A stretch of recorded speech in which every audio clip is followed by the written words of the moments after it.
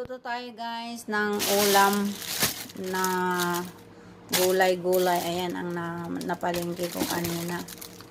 Para naman tayo mabuhay. At saka ito, bataw. Ayan, bataw ba yan? Sa Ilocano is parda sa amin. May Ilocano, ayan. Tapos may balance ako dito na isang talong. Ayan, ayos na ang buhay. Tapos meron pa pala yung kamote. Ayan, kamote. Ilagay natin. Hindi ko lulutuin ito lahat. Kalahati lang kasi hindi ko naman mauubos. Ayan, magluto tayo para tayong mabuhay. Ayan, nakasalang na. Antayin natin na kumulo. Andin. Haluin natin. Andin, kakain na tayo.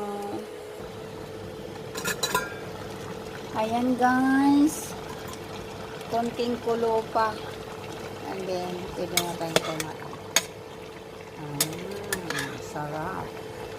Ito ang lotong Macau. Lotong Ilocano version, Danica version. Ayan, luto na talaga.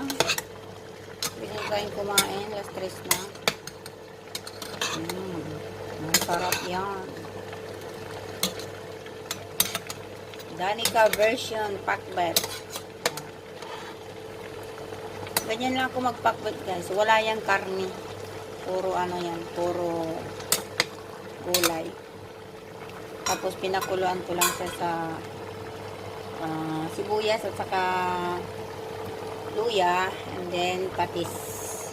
Then kunting oil. Ayan, kain na na. Ayan na yung resulta ng niluto ko. Ayan, kain tayo para tayo mabuhay.